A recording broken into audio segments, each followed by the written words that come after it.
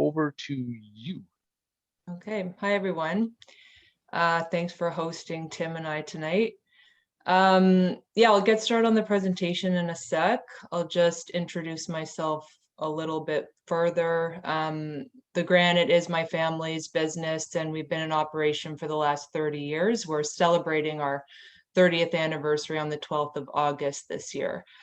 So yeah, I've been on the payroll since I was about 11 years old or so. I started helping my dad fill casks and went on to be a server and manager and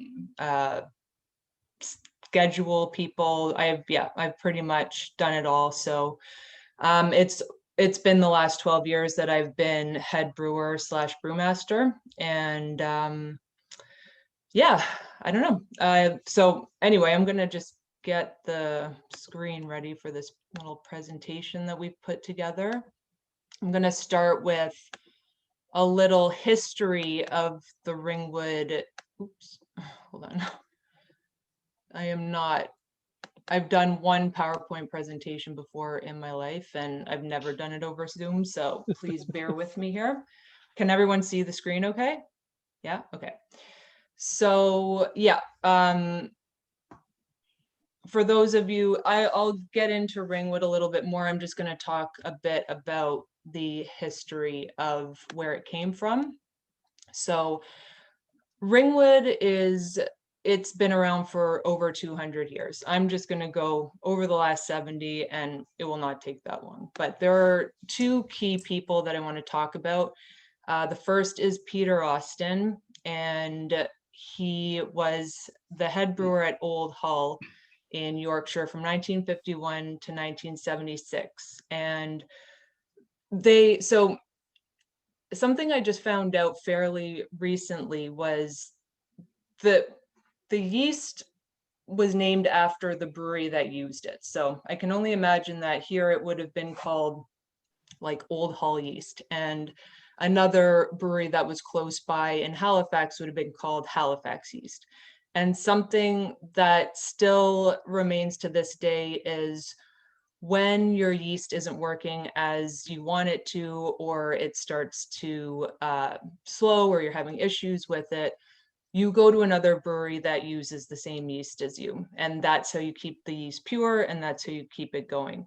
So these two breweries, whenever they had issues, would just send some on the train, and that was how they could keep it going then at the time. So they, Peter Austin, he was there sharing that yeast back and forth. And then when he retired in 1976, he moved to a small town called Ringwood, where he opened his own fermentation brew house, and he got his yeast from his old employer and started it there. And that's where Ringwood became known as Ringwood.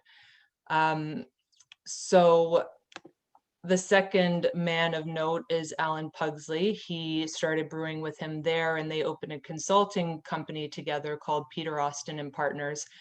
And they started offering these brewing holidays at the brewery there. So my uncle in 1984, Kevin Keefe from Halifax, he at the time owned a couple of bars in downtown Halifax that were thriving, the Seahorse Tavern and Ginger's. He owned these with my other uncle, his brother. And the way his mind worked was he's always trying to figure out the best way to keep his margins low and make the most money that he can within his business. And he thought, why not make my own beer and sell that rather than buying beer in, because obviously that's quite expensive. So he came across this article on these brewing holidays in Ringwood and took his family there for 3 months, and he learned to brew.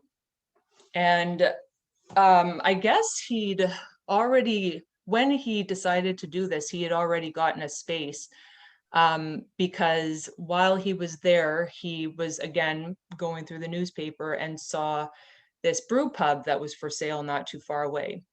And it had been on the market for a really long time, and he didn't know why it wasn't selling, because it was a great location.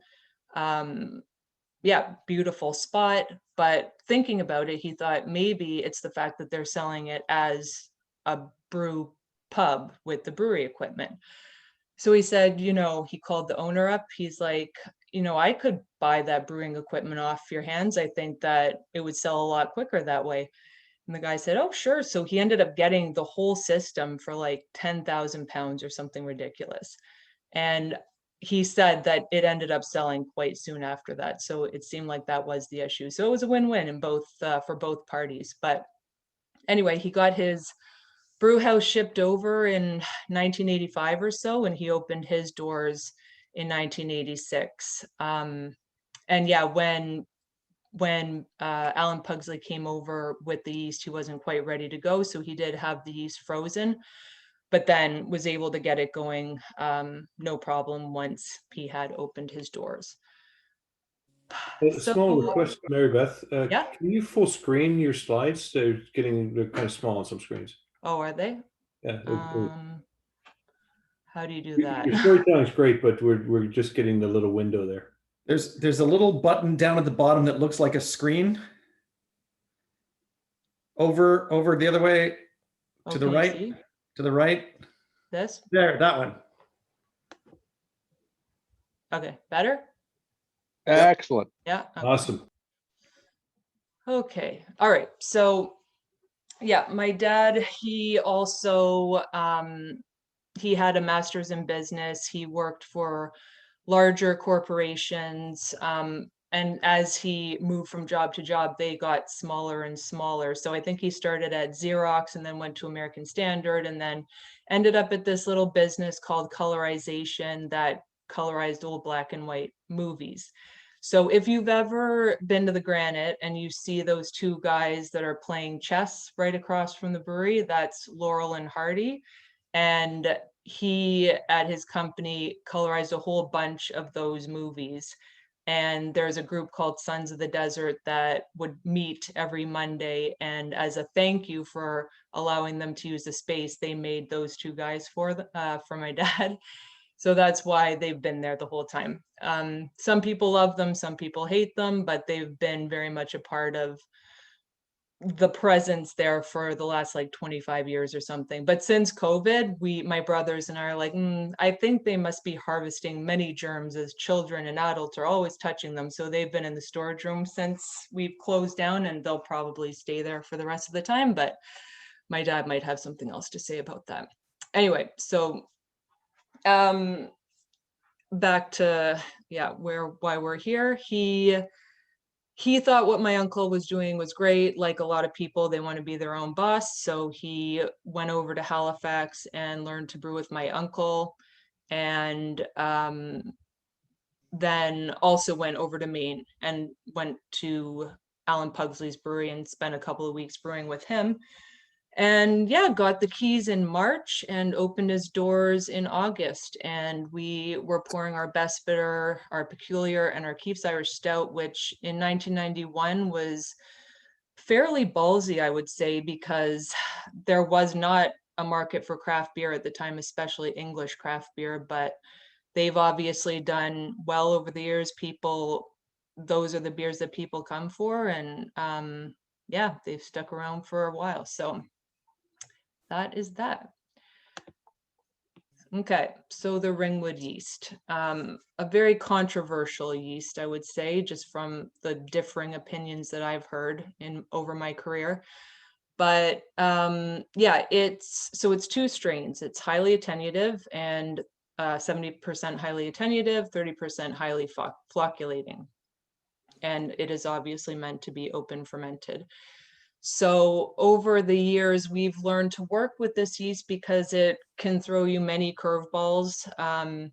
It does attenuate far, and a lot of our recipes have like a 10, 12 final gravity. So we've learned to mash hot and short to make sure that the final gravity stays where it should, especially because the other point here is the fact that it creates so much diacetyl. So it does need a lengthy rest. Usually 3 days or so will do it, but during that time, it's still likes to creep down once in a while. So we do have to be very careful with how we mash. That's yeah, something we've learned the hard way. Sometimes it's gone down a couple of points, sometimes it's gone down a few more than that. But over the last few years, we've really dialed it in and have been really happy with the results. But yeah, it's like there's no controlling it sometimes, as much as we try.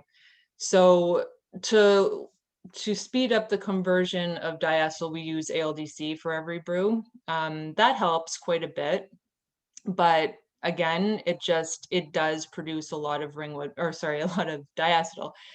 But the reason why I don't have an issue with that is because it does clean itself up eventually.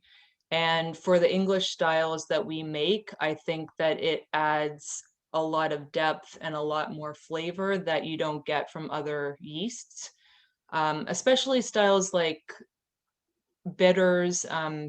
So I don't know, I've had a lot of bitters that I find quite boring, and I really believe that it's the yeast that is not adding to it to give it what I think in our bitter is something really special. So yeah, I was reading an interview with Alan Pugsley, and the person interviewing him had said that he thought that Ringwood created one-dimensional beers, and I think that is completely ridiculous, because like I said, it does have so many esters, but with the right style, it works so well and makes the beer even better, in my opinion. So yeah, that is the first part of my presentation, and now I'm going to hand it over to Tim, who's going to take over. Tim's our other brewer and brewery supervisor. He's been awesome the last 3 years, working with us, always looking to learn more. And yeah, he's going to educate you guys a little bit now. We'll try. All right, so for pitching Ringwood, it is very different from what you do both at home or in any other commercial brewery. Certain things change because there is no point in trying to control the entire environment because it's open. So, you know, we do have one closed fermenter. Some of the other breweries, when you're racking into that, when you're transferring into that fermenter, everything's sealed. You don't, for instance, as you're seeing in here in the picture, you don't have a fan, which seems kind of crazy, but that is to essentially oxygenate the wort and lower the amount of oxygen you have to put in. We still do have an oxygen stone, and we still with it attached to a tank, but that does part of the work for us. One thing that's really different also is because you aren't, again, you don't have a controlled, closed system in the first place. So you don't need to try to introduce the yeast in a completely closed way. We have it in food grade buckets. That's actually not that rare. I know other breweries that will store their yeast in a food grade plastic bucket with a lid. But they probably wouldn't pitch it the way we do. So what we do is about, you bring the yeast out right after you start transferring into the fermenter. And you weigh it out, you let it sit somewhere preferably close to the kettle so it starts warming up. And then why don't you flip the slide, Mayor? And then you actually then add, you let it sit for about 20-30 minutes, and then you add wort at between 85 and 95 Fahrenheit. So like you got most breweries, you'll have 3 to 3.5 kilograms of yeast that will take up in the bottom of a pail the equivalent space to about 2.5 to 3.5 or maybe 4 liters. So you add another 6 liters, just guessing really, of wort at 85 and 95. And then that like primes the yeast, it warms it up. But then you just, again, still just put the put the bucket somewhere it'll keep warming up. And I meant to send it to David. I'll send it out. I literally have a time capture from the last pitch I did, the last batch I brewed last week, where after you have primed the yeast, it's probably at a level of between 8 and 10 liters in the bucket. And in 16 minutes, it went from 8 to 10 minutes, 8 to 10 liters, to starting to almost overflow a 20 15 liter up to the top. So really a 20-liter bucket. It literally starts, it starts its exponential phase right there, right within 5 minutes of getting hit with wort. And we'll talk about at the end how that's crucial to open fermentation, the starting fast factor. Anyway, so that's if you're pitching from a bucket, which is what we still do most of the time, because it's just easier. Well, it's safer. You don't always know. We usually try to have 4 to 6 buckets of yeast ready to go that are within. We don't pitch past 14 days, which I think is another crucial thing with open fermentation. You need it to start fast, so you need it to be fresh. You can't push it. I mean, the general rule would be you want to pitch it as fast as you can in any brewery, any commercial brewery, because a slow start is bad on several levels. But I mean, I've talked with other brewers like, yeah, it's supposed to be 2 weeks, but it's longer. And that works. It's if your other things are dialed in, that can work. But when you open fermentation, you want it to start fast. We don't go past 14 days. So even if in reality we could probably direct pitch, which I'll talk about in a second here. I didn't really realize that was the next slide. We don't do that often because you would then lose the yeast that you're pitching, and it would kind of screw up the rhythm we've got. So we usually pitch from buckets. But if you know that you have plenty of yeast for the next 10 days and you've got a fresh batch, then you can direct pitch, which is the best because it's the most viable cells. And they're ready to go. It's the closest thing to a starter in homebrew and in commercial brewing. It's the closest thing to a starter. It's the closest thing to a starter at Heikrausen. Anyway, so then you would do you see the picture there, which is similar to harvesting. You give a stainless steel colander good hot rinse, let it soak in sanitizer for a bit, and then you'd scoop out. If you have 2 fermenters that are within arm's length, you just scoop out one or the other. If not, then you do have to scoop it into a sanitized bucket and then move that bucket over. We generally, as Mary will talk about, pitch by weight. I have done some cell counts, and the cell counts on the direct pitches are much higher. Anyway, why don't you move the next slide, Mary? Which I've actually already talked about, but I'll see what I've missed here. Anyway, like I said, we generally pitch 3 kilograms of yeast. That's based on Alan Pugsley's recommendation of essentially 3 grams per milliliter. Grams. Oh, right. 3 grams per milliliter. And like I said, I've done some cell counts and I found them to vary potentially more than I like, but it hasn't changed the fermentation.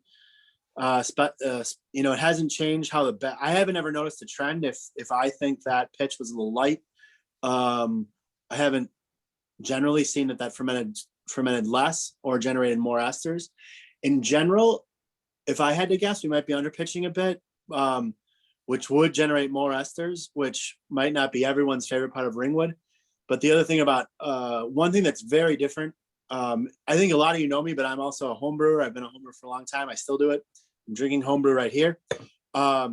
Is overpitching is a much larger risk on a commercial scale, because if you overpitch on a regular basis, you will over time just have tired yeast. And especially when you're running a model that is near perpetual yeast. We're on the last time we got new yeast from another brewery, it was 2015 and 1,125 pitches ago. That's kind of the way it's all designed to work. But if you're over pitching, that would be very difficult. So the 3 kilograms for 10 hex at somewhere around 50. We do adjust if we have bigger beers a little bit. We adjust when we have more than 1,000 liters. We adjust down if we have less than 1,000 liters. But that's generally what works for us, and it works. Anyway, you flip the slide. So again, I've talked about some of this. Sorry, guys. I talked about priming the yeast. The yeast nutrient, that is something we add. I think it's something of an insurance policy, as you know, all of our recipes are probably north of anywhere between 87 and 95% malted barley. So at that point, there should be enough yeast nutrients, but this just makes sure. You know, if you're using a lot of adjuncts, that's when you need yeast nutrient. And we use like flake barley, and we use torrefied wheat in most of our traditional recipes. But it's an insurance policy, and it makes sure that the yeast has what it needs. And like I talked about a bit ago, the yeast will literally rise. And I'll forward to David, he can kick it out. It will literally, especially if you have the time lapse thing I took, but it's only 16 minutes, and it literally rises up before your eyes. And you pour it into the fermenter. You then rouse everything to make sure it mixes in good. What you're seeing on the top at that point is just foam from being splashed through that fan from about, I'd say the top of all but one of our open fermenters is about 11 or 12 feet up. It's significantly, maybe more. Anyway, it's one of them is probably only about 7 or 8 feet, but it's been splashed down a distance. It's also outside of being splashed down. We also do oxygen on a lower level. And then you rouse it, and then it's ready to go. Okay. So, yeah, the way we word our days is that brew day is day 1. So we generally ferment around 67 to 70 degrees. It says 67 to 68. For some of the higher gravity beers, we'll ferment them a little bit warmer just to make sure they get to where they need to at a reasonable pace. So the second day we put one of these pipes into the fermenter. It's got 2 purposes. One, to allow us to take gravity readings because our tanks don't have sample ports. And the second reason is to rouse the beer, just to Ringwood, it likes the oxygen and it likes being roused. It just makes sure that it has a nice quick fermentation. So on day 3, we're usually ready to harvest the yeast. So we do that first. We skim the top off the krausen to make sure that anything unwanted is not going to end up in the buckets that we will then reuse. And yeah, we'll generally take, for this big fermenter here, we'll usually get about 3 or 4 buckets. For our other ones, it'll be 2 usually.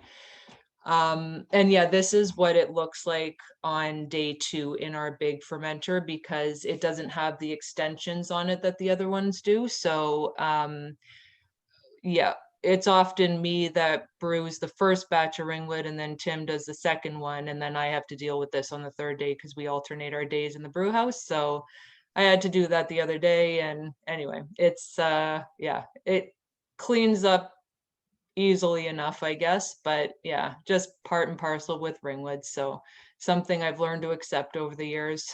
So yeah, we'll harvest the yeast, and then we will rouse it for about 4 to 6 hours. Usually 1 day is all it needs. For Ringwood, because there is the loss, we generally do it over 2 or sometimes 3 days. So for the batch that we've just done, I did, or wait, oh no, it was last week, sorry. Anyway, yeah, it's been 3 days that we've been rousing it. So it does tend to stall a little bit this one in particular, but all the other ones are usually done within 3 or 4 days. So once the final gravity is reached, that's when the diacetyl rest begins, and we're really vigilant with our testing. We do morning and night, and we don't crash the beer until we are absolutely certain that it is clean. It's happened a couple of times that we've thought that it was clean, and then we'll try it later and we do get trace amounts in it, which always disappoints me, because I think both of us are pretty in tune with diacetyl at this point. But yeah, sometimes it really does sneak by you. But I would say that in those situations, it is within the accepted amount for the English styles that we do. And again, not everyone is quite as perceptive to it as we are. So we are our worst critic for the most part, although I know that many home brewers are very in tune as well. So yeah, that's what we do for the fermentation. And yeah, we've touched on the harvesting. So Tim pretty much talked about this already. And I said that we harvest when between 8 and 12 points from final gravity. In a bucket, we normally get about 4 kilos or so. So there's usually a bit more than we actually need for the next brew.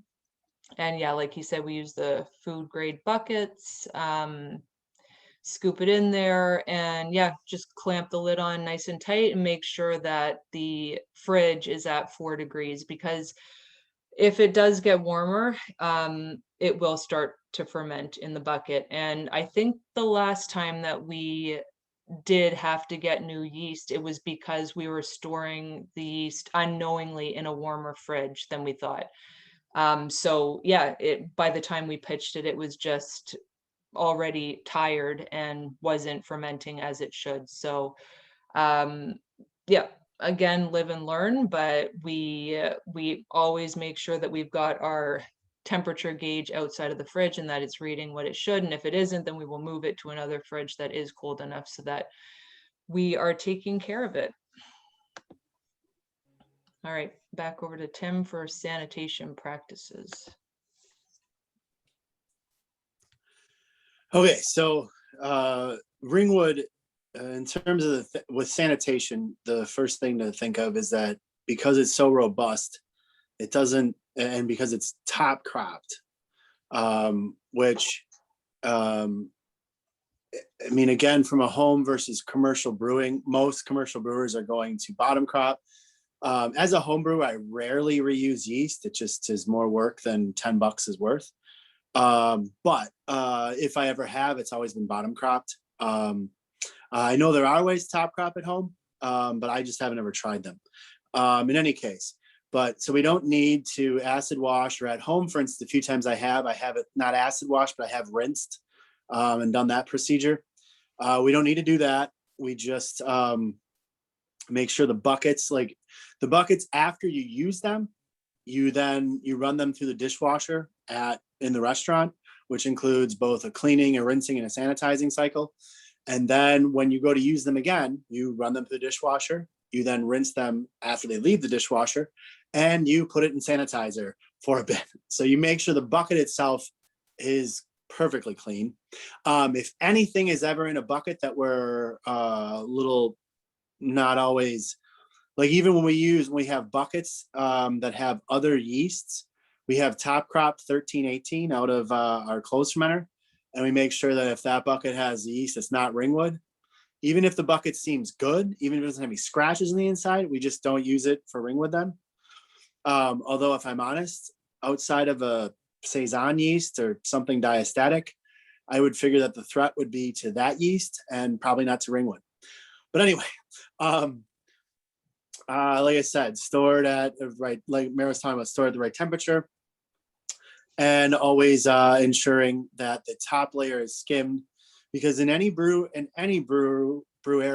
area, I mean, I guess if you had your hopper for commercial purposes, if you had the hopper in a completely different room and the mash tun was all but sealed, then maybe you wouldn't have grain dust. But at a minimum, in a brewery, you're probably going to have grain dust. And so if any of that has landed or gotten into the air and then landed on the top, you skim that off just to make sure. Why don't you flip the slide, Mayor? So then the main sanitation and cleaning, really, another thing that's different with us versus other craft breweries, is that we don't what you'd call clean in place our fermenters. I mean, we have an attachment that can CIP a fermenter, but it's way more work than after you've transferred out of that fermenter to a conditioning tank. You get up on the ladder and you put another ladder in the fermenter and you climb in and you scrub it. Because of how open fermentation works, and one definite thing is that Ringwood, as attenuative as it is in our system, if you put it in a conical fermenter, it will go even drier. So all of our fermenters are flat bottom. You can see every nook and cranny. There aren't nooks and crannies for things to hide. So you just get in with PBW and you scrub it. That won't always get some of the stone out. So we do that every couple months. And that's the first thing. Then it just sits until it's needed again. On the day you're brewing, you would rinse it all out, and then you just take a look and make sure you didn't see anything that had gotten in there. One fermenter doesn't seem to drain as well.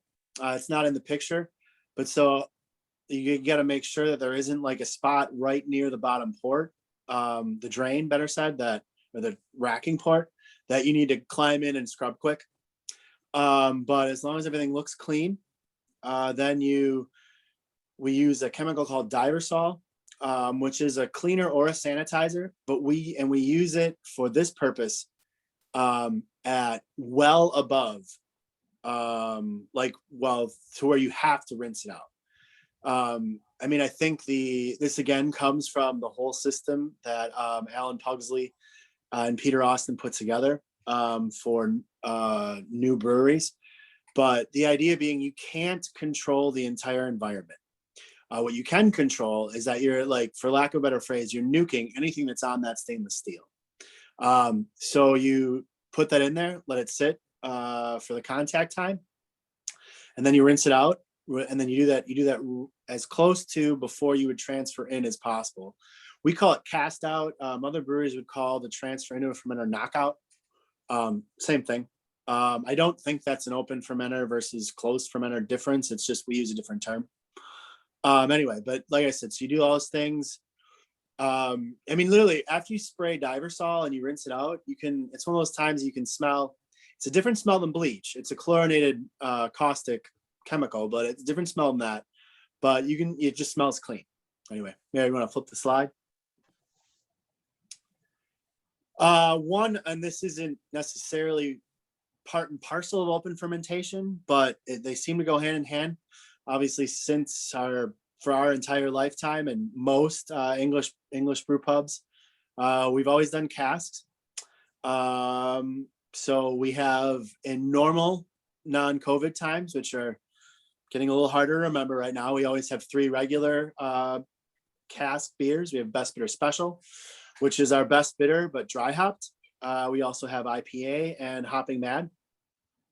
IPA is a standard British IPA, fairly bitter, a lot of EKG hops, but a lot lighter on the late addition hops. And the dry hop is actually, as a home brewer coming in, I was like, wow, it's just not that much dry hop, but it's, not everything is a Cali or a New England IPA.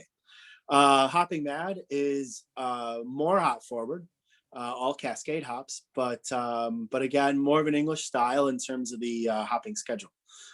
As we use on every Ringwood beer, and some, but not the other brands that don't see Ringwood don't always get findings because they don't always need it. Ringwood will drop bright and not need filtration if you use findings. So we find, but before you send the beer down into the conditioning tank, you send a mini dose of findings to all the casks. because it's Ringwood. It doesn't need, and I don't think anyone's ever complained that granite casks are not carbonated. Sometimes you might, for people who are tapping them in other bars, you might get a complaint to the contrary. If you haven't tapped, if you tap a lot of Ringwood casks, sooner or later, one will spray some beer in your face. Anyway, but you don't need priming sugar. So, and it just then kind of goes for a minimum of 3 days. I think they're better after obviously a week or two. Generally, in normal times, we don't have issues where casks go bad. They stay fresh. We have had, when we were open last summer, we had casks sitting around for a while after. We did have some of those that just didn't quite work when we tried to tap them. We do cask in a box right now. They just didn't really fit what we were looking for. It sat too long. Of the normal brands, we do on a regular basis put casks, not many, but casks of like every now and again we'll do the barley wine. Definitely like maybe a couple stouts over the winter, some peculiar, and those would hold up a lot longer. Anyway, so that's the cask beer, something we're known for. When we're back open again, come try it out. Otherwise, the cask boxes, I think have been really fun. Anyway. So in conclusion, there are a lot of, this is kind of how we see the keys to open fermentation, and a Ringwood system is really all Mara or I are really experts on. But I think there are some things that would be key to open fermentation in general. But there are, I listed here, I think at one point most of the British ale strains you can get through a commercial yeast producer. I think most of those were open fermented at some point in their origin. I'm 90% sure Boddington's, which would be 1318, was, maybe not anymore, but was open fermented. Some of the Traffus breweries are open fermented. Hefeweizens and some other wheat strains are open fermented. Obviously, Anchor in the United States, the grandfather of U.S. craft brewing, Anchor is open fermented. And evidently Pilsners. In fact, when we were altering this, I put like some odd exclamation points or question marks because this doesn't always make sense to me. But Pilsner Urquell was open fermented until I think I read 1993. It works in different ways. My gut is that, for instance, in a Pilsner, I know all you guys, well, I shouldn't tell you guys, but a lot of the homebrewing world right now loves to, and I guess actually you guys have done a better job than some commercial brewers, I think, in getting into pressure, fermentation under pressure. And what's always odd is that one way to ferment a Pilsner clean and quick is under pressure, but some of them have been open fermented, which is going to increase esters.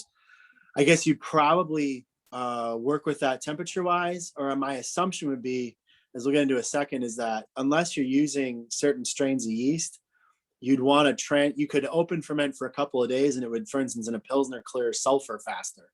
But then you'd probably transfer it pretty quick to a closed conditioning tank.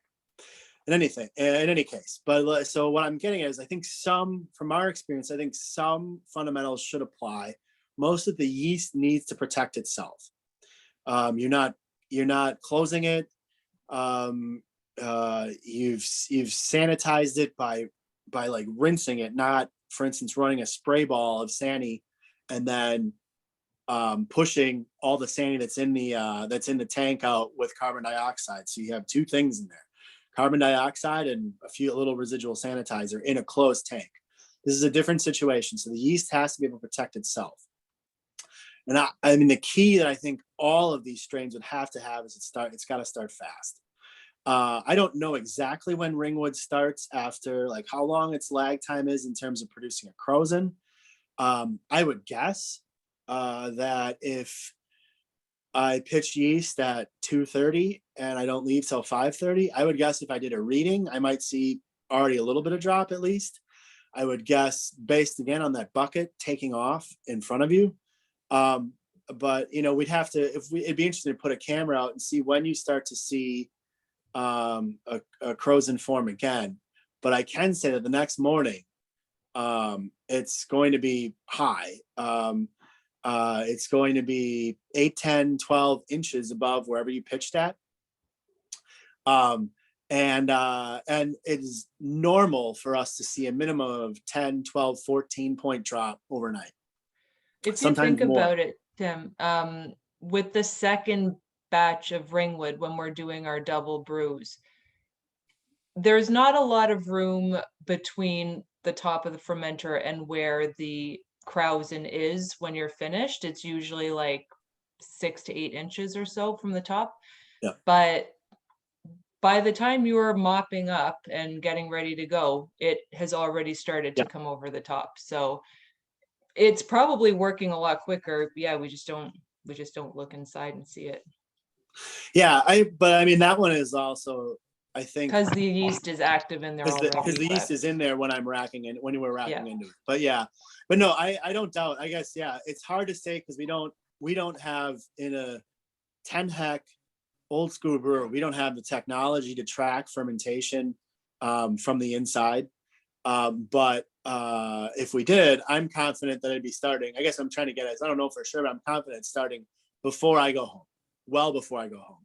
And it's crucial because, I mean, we know from a couple unfortunate experiences with closed fermentation that there is wild yeast in our brewery. It produces it's only ruined one batch, but in my time, but it produces a really cool pineapple flavor and a really disgusting, like make you sick to your stomach phenolic note, Band-Aids, you name it. So we know it's there, but it can't compete. It cannot, it can't. We don't ever, and like I said, the issues we've had are not with Ringwood. It's with closed fermentation when we have tried to top crop the batch before. Anyway, so it starts fast. I think with Ringwood, I really think starting fast is the key to any form of open fermentation. Ringwood the cover that starts with the krausen will remain through all of fermentation and crashing in 97% of batches.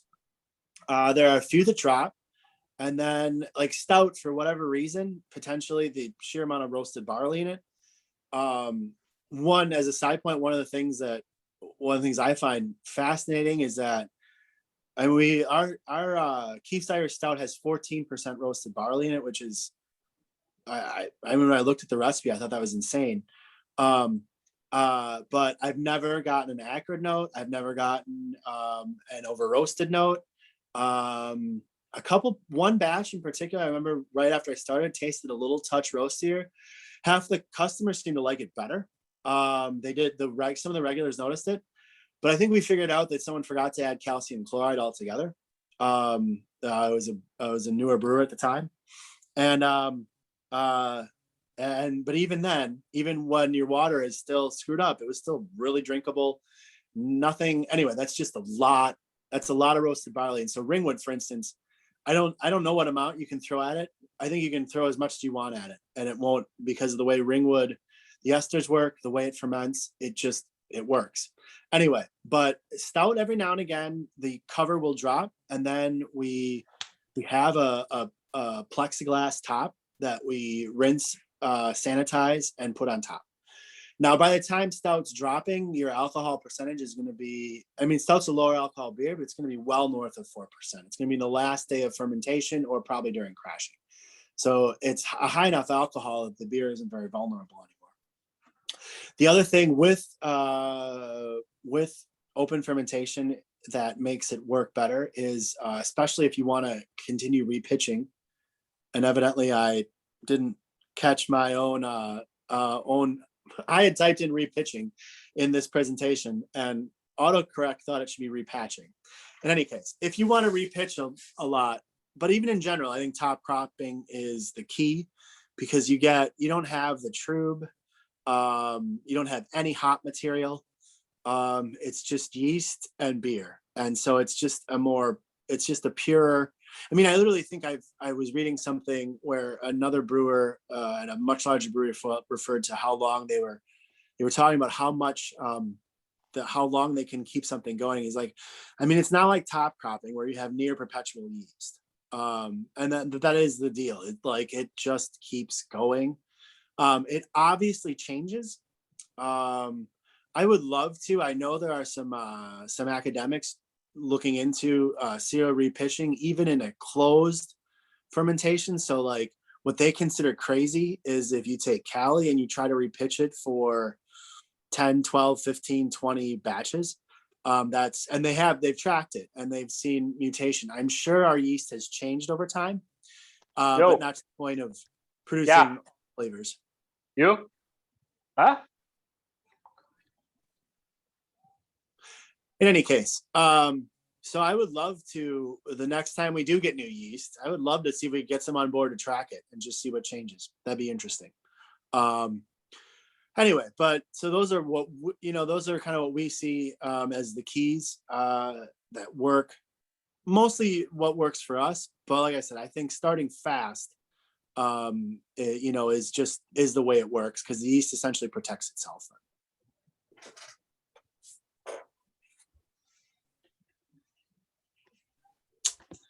So I think that's the end of what we got. You guys have questions for Mary or I? Yeah, let's open it up. If anybody has any questions for either Mary Beth or Tim.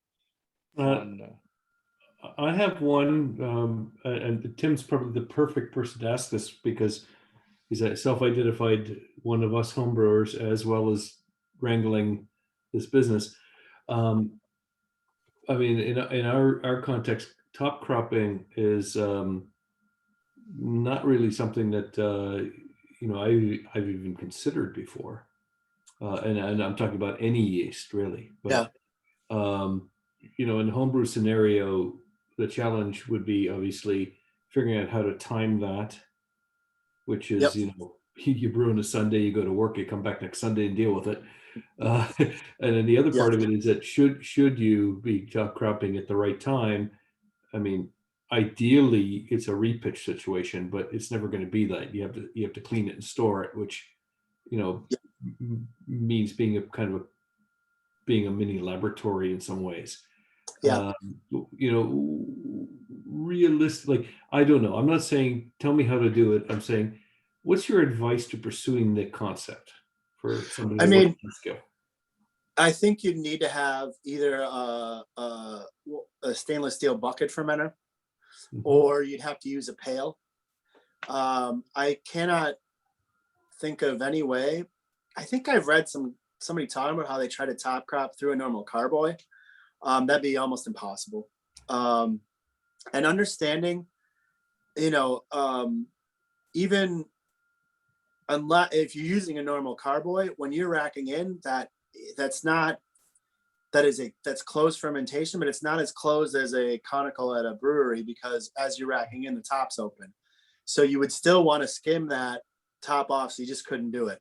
It would, I mean, if you can figure out a way to get a spoon in there, it'd probably work. But the only ways I can think of out of a carboy would be to intentionally, you got a 5 or a 6.5 gallon carboy, to make a 5 or 6.5 gallon batch and intentionally, and make sure that the blow off tube you're using is really sanitized, and just intentionally have it blow off into something that's also sanitized, and seals it. Now, if you have a bucket fermenter, either just the plastic pail or a stainless steel, you can do the same things we do. I would say that if you'd want to go when the yeast isn't foamy anymore. Like Ringwood for us is always good on day 3, which is essentially 48 hours after pitching yeast. But when we've used 1318, and for a while, because one of the things that top cropping offers you in a commercial context is to make a hazy IPA. If you're going to double dry hop, it's almost impossible to bottom crop before you do the first dry hop. There are exceptions. We've had good luck recently with Foggy London and closing the tank the night before, and you get enough yeast off the bottom. Because once you throw that hop in there, you can't use that yeast. Once you dry hop, you can't use that yeast anymore. It's just full of hops. Yeah. So for a while, we would try it with 1318 to top crop right before dry hopping, but it was just all foam on day 3. By day 4, but sometimes day 5, it just depended.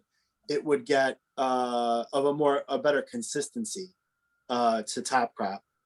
And because what we have is our closed fermenter has a top manway, so you can open it up.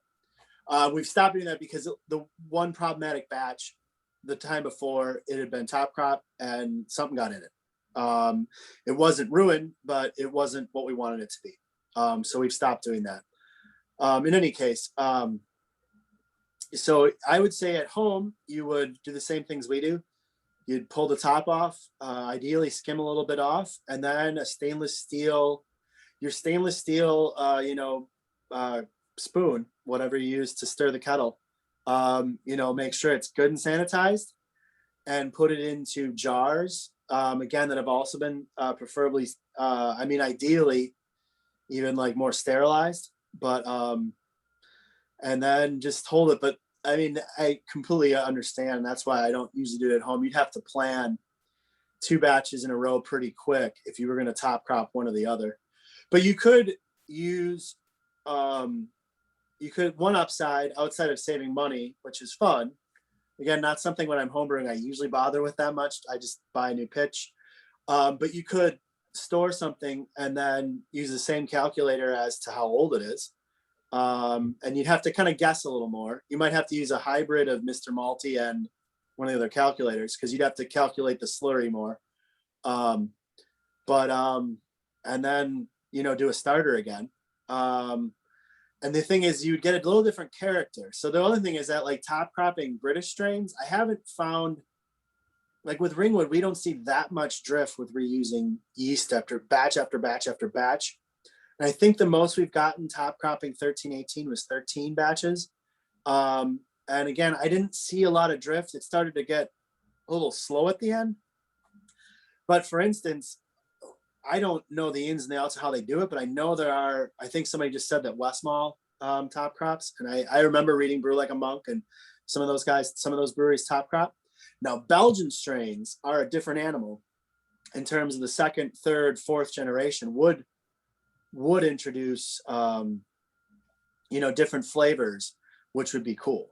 So that'd be an upside. I think it's fun. I think the other thing with open fermentation is you're going to get more esters, period. I can't, like I said, when I've heard about Pilsners, it just kind of blows my mind that someone's trying to make a clean Pilsner with open fermented. But it's more that if you use the open fermentation, you can get the beer you want. The beer, you would get a different ester profile for this batch. Top cropping is great, but I'm not sure how much it would change. Not to dominate this, but just one last little question related to this. And Mary Beth referred to it in her part of the presentation. It was about the amount of yeast you're harvesting in top cropping. I've not played with it in the way you have, but I doing lagers, and I'm a cheap ass pale fermenter, so I can get at things. Yeah. I have collected Krausen for priming kegs and so on, but it's never been really certain to me, how much and how, like I don't have a way to count cells, so weight or volume. Let's talk in homebrew scale. We're doing 5-gallon batches. At what point am I cleaning too much of the yeast out of the active fermentation? At which point I'm not taking enough to kick off another batch. Like any rules of thumb? I don't know if Mary, the one thing we do is for both the current batches ongoing fermentation as well as the wanting the protection on top. If you start to see beer when you're scooping it out, you got to stop. Perfect. Because one, we lose the cover, but that's just kind of the rule of thumb we use. I can say that without question, while I think most of the yeast that's on top is just going to stay there. The reason Mayor talked about rousing with a rod after harvesting is if you don't, it will slow down. You've just taken yeast out. It will slow the beer down. Now, sometimes we're okay with that, so we don't rouse very much. Some of the beers, we have it's our summer ale. It's like a golden ale. It's really crushable, but it starts at 42, and we want it to stop 10 to 12, hopefully. And if you want Ringwood to only go 30 points, you don't want to go. You're okay slowing it down. Anyway, so but yeah, you definitely, as a matter of the cover, and as a matter of, at least for us, retaining enough cells to continue fermentation. You start to see beer, you got to stop. Perfect. Thank you. I wanted to show the video that Tim was talking about that he sent along. It was the Ringwood yeast fermentation that he was commenting on in a bucket. So let me just see if I can get it going here. There we go. So what David's got here is, this is when we prime the yeast. This is right after I put like 85-degree wort in it. Yeah, so you can see, let me make sure you guys can see this, right? You're seeing the bucket there, right? So it started off. So this is, Tim, you can comment on this and go. Yeah, so I just put a bucket of yeast. I've just put like 6 to 8 liters of 85 and 90 wort in there. And I set a time-lapse camera on it. The whole thing is 16 minutes. This is a 5-gallon. This is a 20-liter or 19-liter bucket, right? So yeah, it's I think it fits about 20 total. It's advertised as 15 from Canadian Tire, but that only goes up to the ridges. And this is over 16 minutes. 16 minutes. And we figured out how to do that with pizza dough. So you can imagine, I was going to say, you can imagine what this is going to be like once you pitch it into some wort then, right? Yeah, no, it is definitely going. I don't know how fast it gets the batch it goes into going, but it itself is going. Like, it's probably at that point, as you see, I don't know if it's really fermenting so much as my gut is that that's the exponential phase. Yeah. Because it's increasing in volume, something like 250%. So it's just growing more cells. And it's something to watch. We did a collaboration with Escarpment a couple falls ago, and we were trying to explain it. And so I had a similar thing like this that I just showed the before and after pictures to Richard Priest, who was talking about, because Kvike will take off pretty fast too, but he's like, but not that fast. Yeah. It'll start growing on, but not that fast. Actually, one other thing I wanted to mention is, whenever we talk about Ringwood's a beast, as a home brewer, I guess sometimes, but anyway, I'm always concerned that some people would think, well, yeah, that's probably because it's not just Ringwood anymore. But after that collaboration, Escarpment took a look, and then last January, we had it at a lab. And so, like, the culture is all beer yeast. There is no diastatic yeast. There is no wild yeast in it, which is pretty impressive after like 1,124 pitches. It is all Ringwood. I would think, when Mayor talked about mashing, I think Ringwood will ferment if you give it enough time. Ringwood will ferment. It will never tire out on its own. It will ferment every bit of fermentable sugar you give it. So, I think that's where it's at right now, which might not be necessarily the case if you got a new pure culture. It might have a little more limitations. By now, it will just ferment everything you give it, if given enough time. But it's all Ringwood. Nice. Was there any other, let me stop sharing my screen here. Hold on a second. Where am I going?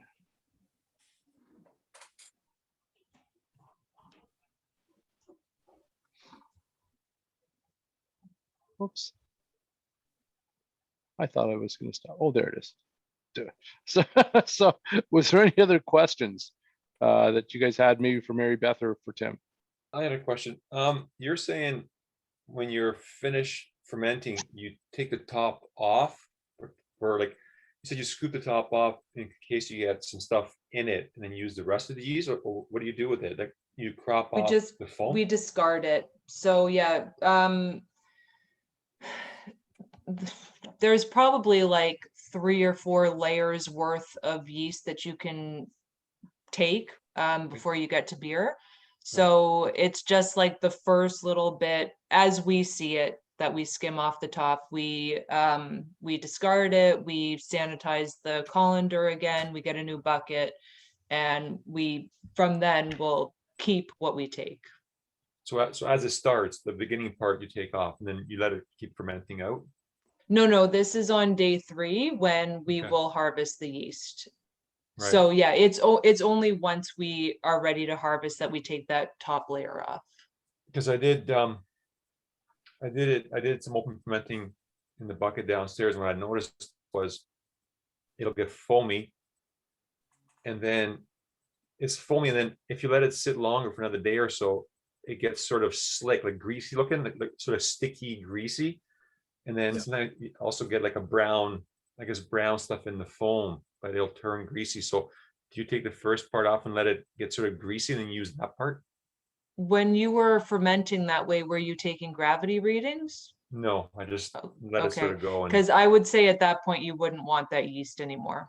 when it's greasy, like when it's sort of greasy, you mean? Yeah, like, I guess it also depends on the style, because sometimes there might be like hops that have kind of made their way to the top of the yeast, and Right. that's not going to do, like in the way that we hop our beers in the Ringwood for the Ringwood beers, it's not a crazy amount. So sometimes at the very end when we're casting out, some of the true will make its way in, and there will be some like green on the top, but it's not enough that it would ever ruin the subsequent batch or anything like that. But no, so we always base it off of where it is at gravity wise, and it's always about 10 points away from final gravity. That is the sweet spot for us, that we want that yeast with the most viable cells and the most density, that we're going to get the weight we need for that next batch. Right. So then you use the top crop stuff, but you also get some yeast dropping to the bottom as well. Now, what do you do with that stuff? Do you just get rid of that? Yeah, we don't use that stuff. Okay. Cool. Thanks. Mhm.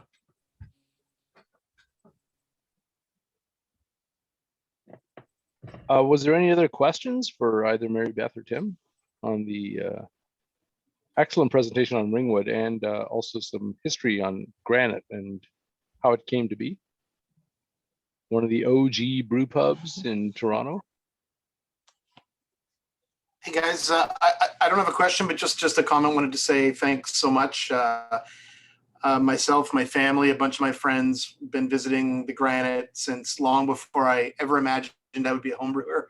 Back in I think as David mentioned, I remember in the 90s doing little pub crawls across Eglinton and ending up at the Granite. And honestly, I think probably this is before I'd ever been over to the UK to have beer there. And your best bitter dry hop, like, oh my God, like I was like, this stuff is like the nectar of the gods, and was just incredible. So you guys have been doing it right and authentic and for so long. And just thanks so much for doing that. And there's just a whole lot of people that really appreciate everything you've done. So glad that you're surviving, COVID, hopefully making it through the other side, and look forward to coming back down again. It's a long trek. I'm way up in Georgetown now, but again, thanks so much for sharing some insight into the history, so much that I didn't know about the Granite. So cheers for all of the info. Fascinating stuff, both just as a, again, fan of the Granite for many years, and now as a home brewer as well. Cool that appreciate it on different dimensions. So that's awesome. Thank you. Totally seconded it is, and the Granite is also, they make great neighbors. And now that I know that Ron was involved with colorization, I have to have a chat with him, because Oh yeah. that was an early part of my career. Nice. One quick question: if we by chance would like to try brewing with your yeast, could we get some from you guys or somewhere, or you just keep all of yourself? Unfortunately, it's only for the other Ringwood breweries that are out there. We're technically not allowed to share it. Okay, just wondering. Sorry. It's okay. That's cool. No worries. It is neat though, if you guys have been able to perpetuate that many brews with this yeast, and the fact that the beers continually they're continually tasty. Like, I mean, like I said, you don't get to. It's unfortunate with the construction, not to mention COVID. The fact that there's construction down there, like with the crosstown line going on, right?